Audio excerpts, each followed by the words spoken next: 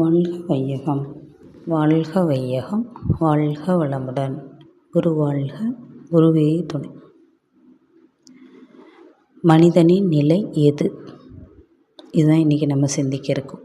இப்போ மனிதனின் நிலைனா என்ன அப்படிங்கிறத முதல்ல தெரிஞ்சுக்கணும் இல்லையா? மகர்ஷி அழகாக சொல்லுவாங்க.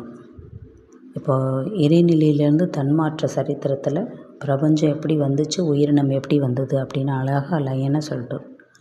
இப்போ ஜடப்பொருள்களில் எப்படி இருக்குது அப்படின்னு பார்த்தா அமைப்பு, துல்லியம், இயக்க ஒழுங்கு.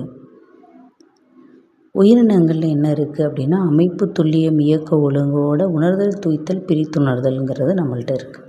இப்போ அமைப்பு, துல்லியம், இயக்க ஒழுங்கு அப்படின்னு பார்த்தீங்க அப்படின்னா என்னன்னு சொல்லணும் இல்லையா?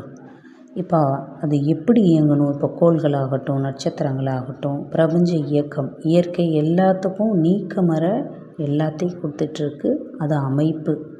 துல்லியம், ஷார்ப்பாக இது இப்படி கொடுக்கணும். இயக்க ஒழுங்கு கரெக்டாக எல்லாத்தையும் செஞ்சிட்ருக்கு. பஞ்சபூதங்களாகட்டும், கோள்களாகட்டும், நட்சத்திரங்கள் உதிக்கிறதோ மறைகிறதோ எதுவுமே அதுகிட்ட மாற்றம் இல்லை.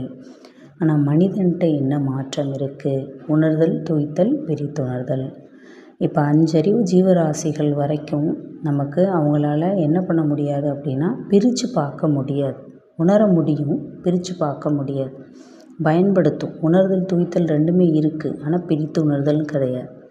மனிதன்கிட்டே உள்ள இயல்பு அது. அப்போ நல்லது எது, கெட்டது எதுன்னு பிரித்து பார்க்கக்கூடிய தன்மை நமக்குள்ளே இருக்குது.